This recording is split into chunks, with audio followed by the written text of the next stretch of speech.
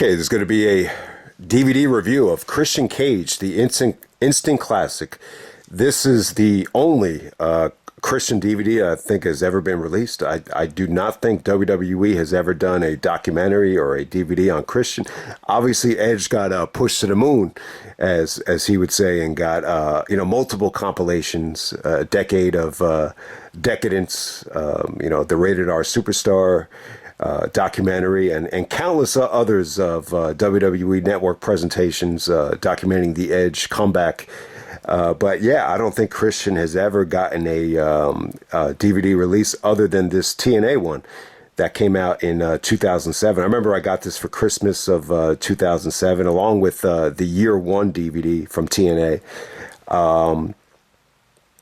Yeah, so I think even though 2007 TNA. A lot of people look back at that very negatively. I'm not going to lie to you, man. That TNA was definitely, getting their stuff out there, to the mainstream level. That was a very TNA Christmas in 2007. But yeah, man. So Bound for Glory is actually tomorrow night. So that's why I'm doing the video right here, just to hype people up for Bound for Glory. And it doesn't really make a lot of sense. I mean, we're talking about an Impact show featuring a AEW contracted wrestler. But so we'll try to tie this in the best I can. But one of the guys that really helped out the legacy of TNA, helped get TNA to 2 hours, and helped the legacy of Bound for Glory has been Christian Cage. So, really quickly, Bound for Glory is tomorrow night. You're going to get Josh Alexander taking on Alex Shelley for the Impact Championship. A rematch of the match of the year for Impact last year. Mike Bailey taking on Will Ospreay should be incredible. Chris Sabin taking on Kenta for the X Division title. We'll see what Kenta could do, man. It should be exciting, man. And then Mickie James and Naomi, better known as Trinity now, for the women's title. So I think you have a stacked card right there. We'll see if it can live up to the expectations. That's exactly the kind of card I think Bound for Glory should have been. So it seems to me like they're definitely keeping an ear to what people want to see.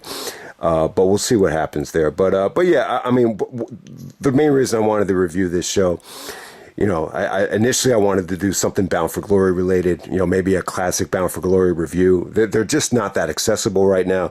They just released Bound for Glory 2015 on YouTube this past week.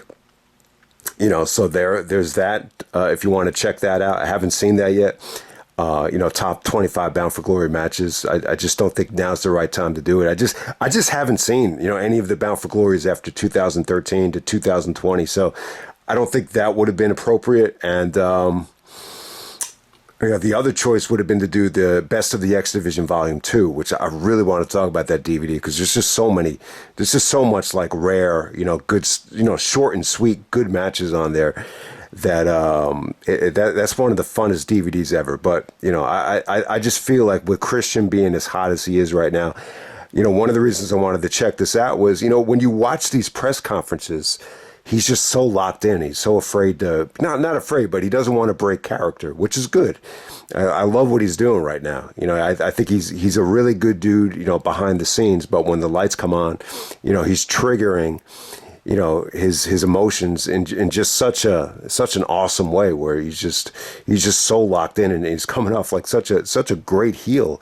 And it's one of the best, if not the best, career resurgence that I've ever seen. Can anyone think of a situation like this where Christian, well out of his prime, all of a sudden the dude is just the hottest thing in wrestling, at least the hottest heel. And it really started with Collision. I think when he came back, he had the match against Wardlow. The stuff with Jungle Boy wasn't great.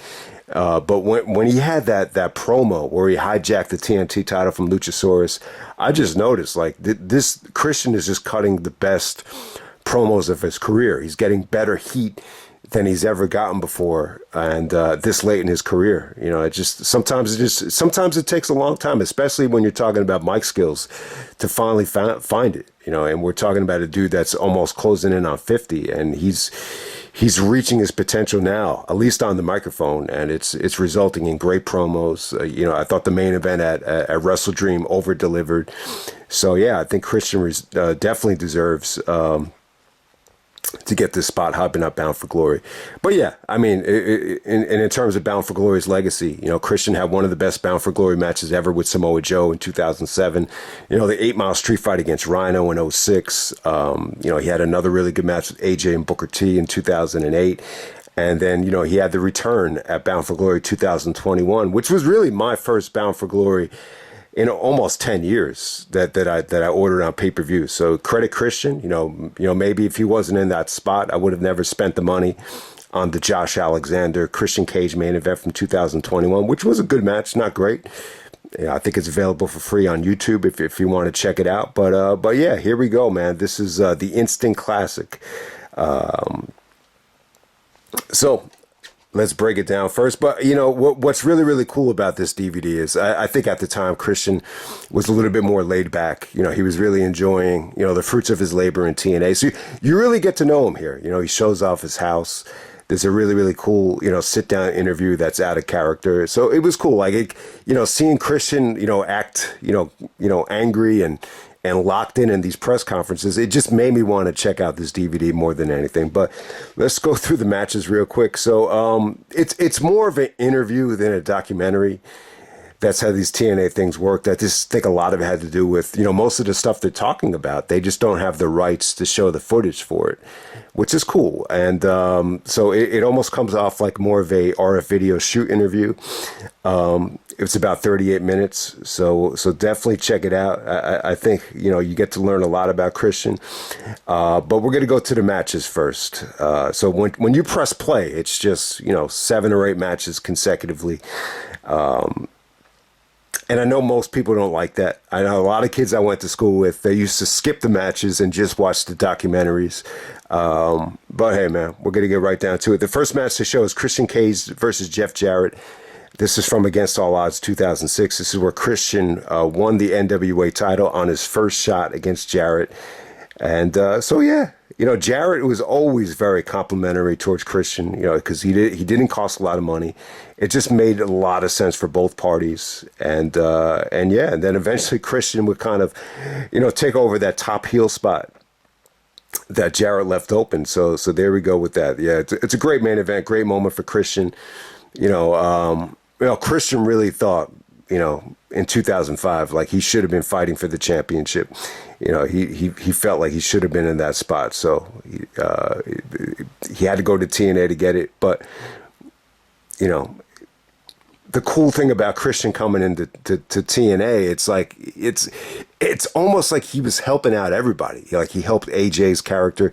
He helped out all these other dudes that really needed, an extra guy to come in there and just give them more exposure. So I didn't look at it like, oh, Christian is, hogging the spotlight or he's taking the spot away from somebody. He helped them grow. He helped, in a lot of ways, he helped Jarrett, become a rich man. Christian and Kurt coming in to get that 2-hour time spot, it made Jarrett, that much more wealthier. So that's something to keep in mind too. Next up, we have Bound for Glory 2006, the 8 Mile Street Fight against Rhino. A good match right here. They did the best job that they could in terms of the lighting. But yeah, I mean, it started backstage, it started in the street, and then they came to the ring. Everything but the kitchen sink. The highlight of the match is Rhino taking the spike pile driver through the table. But yeah, man, lots of weapons, really, really good stuff. I wouldn't say it was great. I think the next match was actually a lot better. There's a barbed wire 6 sides of steel. This is on November 16th, 2006. I believe for this show, Impact was actually 2 hours. This might have been the same night that the USA Network was doing the dog show. And a lot of the guys that were in WWE were actually able to watch the show. I think Chris Benoit was actually one of them. And I think this might have been the show where Benoit leaked to a reporter that anonymously that he wished he had signed with TNA, if I'm not mistaken. So this was Christian versus Rhino, the barbed wire steel cage. It was pretty awesome. This was even better than the 8 Mile Street Fight. The crowd was hot. The ending with Rhino goring Christian out of the cage was awesome. It was very bloody.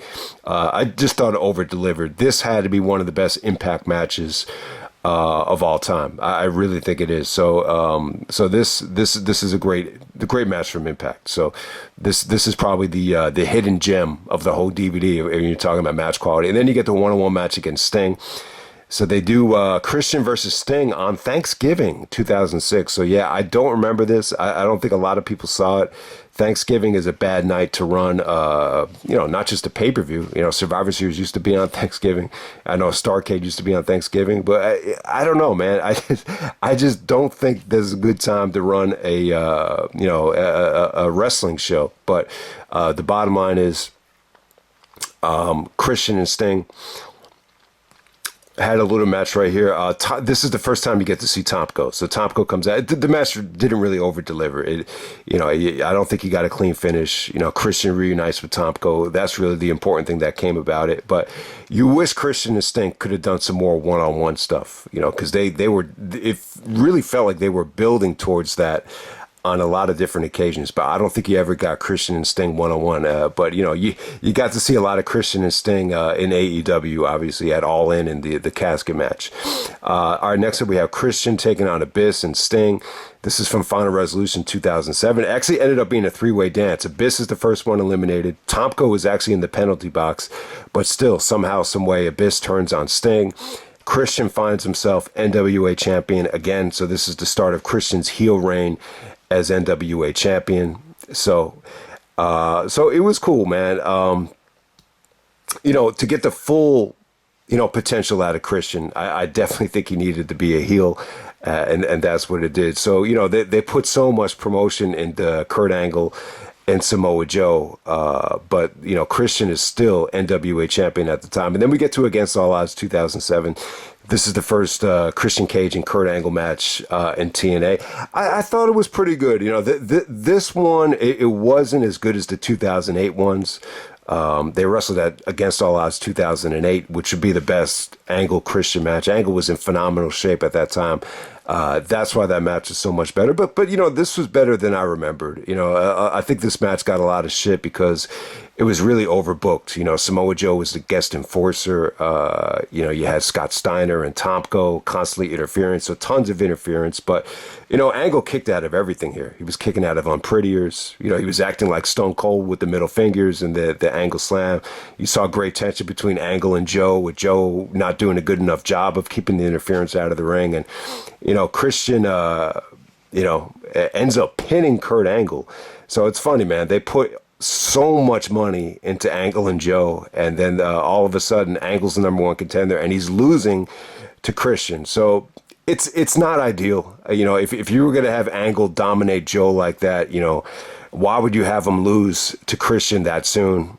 It's just, running too many pay-per-views. I don't think this was great. I think this really hurt Kurt Angle's momentum, especially as a babyface at that particular time. But yeah, the Christian Kurt Angle matches, I really always thought they were good, and this match is better than I remember. But what this match had against it was, it really felt like Impact Zone overkill. Like this is an example of a match that just suffered from being in the Impact Zone. And I didn't really feel that way about the next match, though. Christian Samoa Joe, I for whatever reason, the fans were hot for Joe here.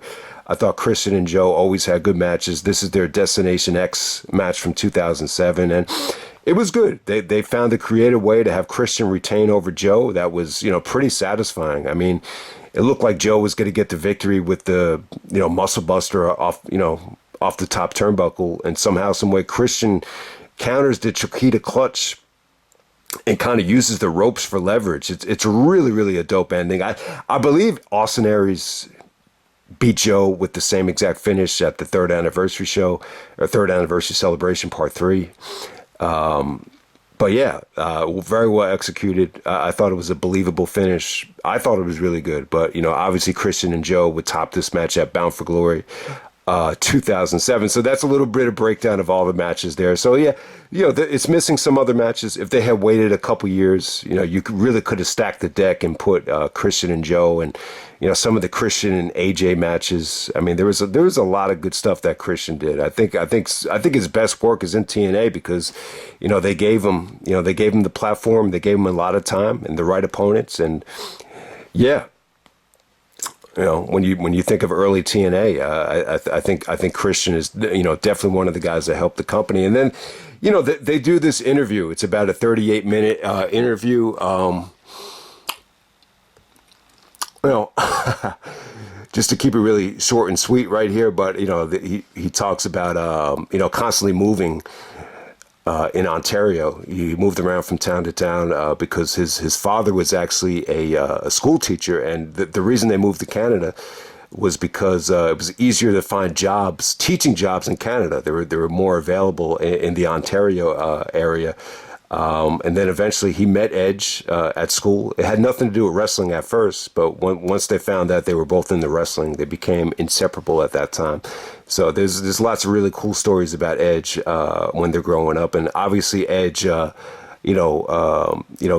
was able to go to wrestling school because he wrote an essay and actually won a contest. If you wrote the best essay about why you want to become a wrestler, then you actually get free tuition to go to wrestling school. So that was pretty cool. So Christian actually went to college because he was forced to.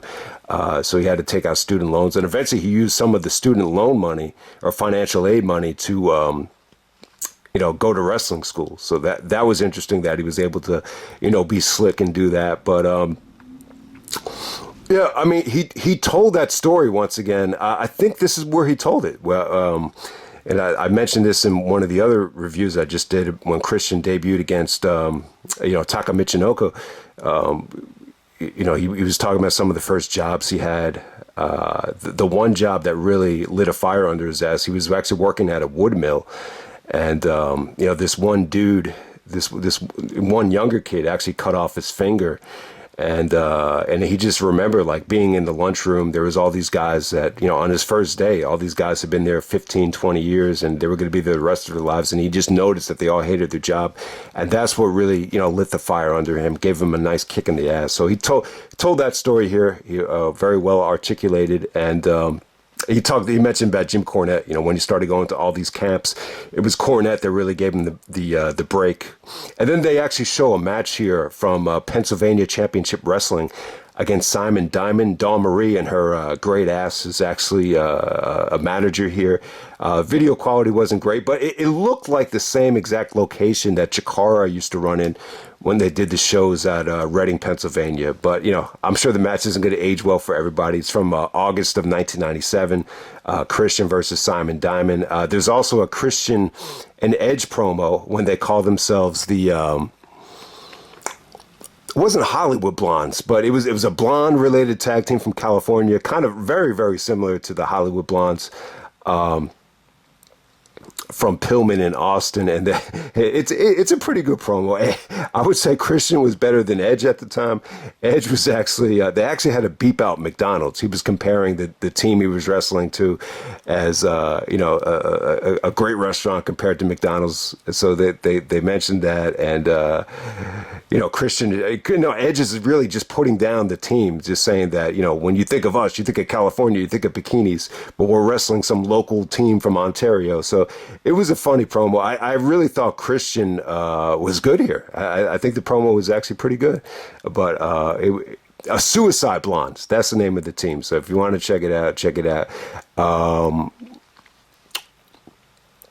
Yeah, I mean, goes in depth about, the Brood, Gangrel and all that stuff. Really... in terms of the WWE stuff and why he left, he just felt like at the time, he's wrestling Jericho, wrestling Michaels. He felt like he was getting, great reactions, whether it was heat, whether it was cheers.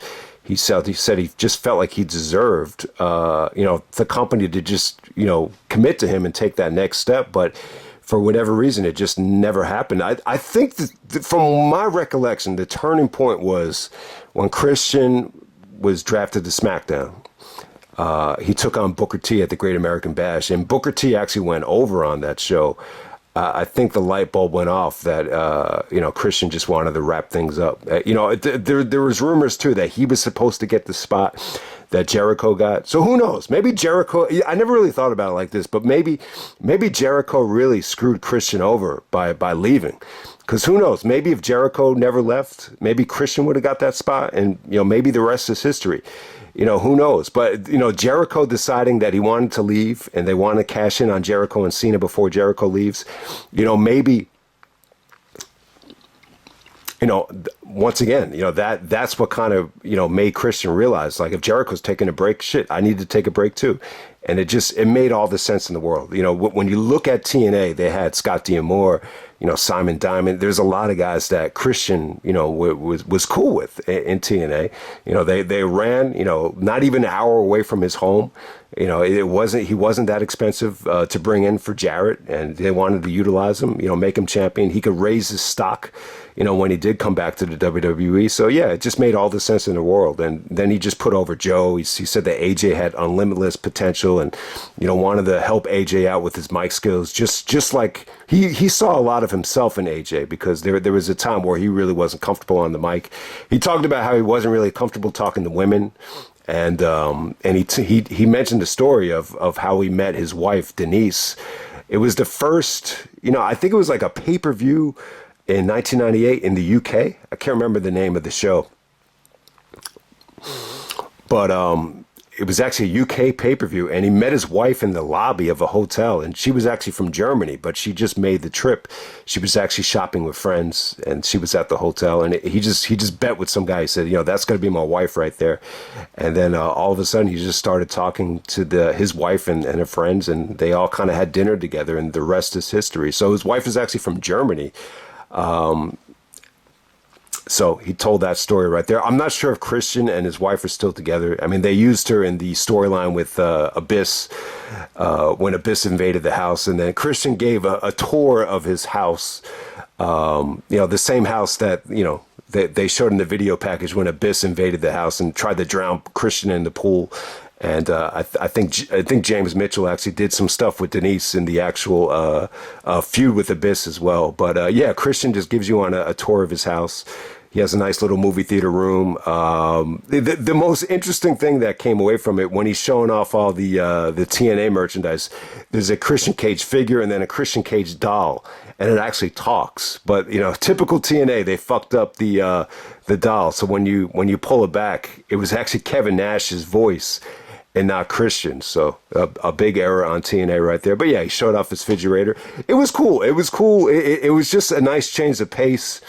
This is just a cool way to get to know Christian. It's a totally different than what he's been presented in the AEW press conferences, where he's so locked in he doesn't want to break character. But this is one of the rare times where Christian just, he's pretty strict about not breaking kayfabe. So this is one of the rare times he did it. You really, he's, to me, like he comes across like he's a great guy here. But you always gotta wonder if these concussions are gonna come back to bite him in the ass down the road. But so far so good, man. He's got a great support system. And this is what I love about Christian and Edge reuniting. It's just obviously. In wrestling, when the lights come on, you want to do a good job and, really create that tension. But that's the art of wrestling is how can you guys get along behind the scenes? And that's what I love about it, man. It's behind the scenes. It's a family atmosphere. It's very important to protect and care for one another. But when the lights come on, that's when you create tension, and that's the art of pro wrestling to me. If you create a hostile environment where nobody gets along, nobody wants to work together, then it fucking just defeats the purpose. But what Christian's doing right now, it's some of the best work that's ever been done. On the microphone, and in the ring he's delivering as well. So yeah, shout out to Christian. Great DVD right here. I'm sure it's not for everybody. There are going to be people out there, if they watch the 38-minute interview, you might find it a little bit boring because there's not a ton of B-roll. But hey, man, if you could listen to me for a half hour, you can listen to Christian for a half hour easily, and I'm sure you'll enjoy it. So check it out, man. The instant classic, Christian Cage, one of the best Bound for Glory performers of all time. And check out Bound for Glory tomorrow night, and we'll see what happens. All right.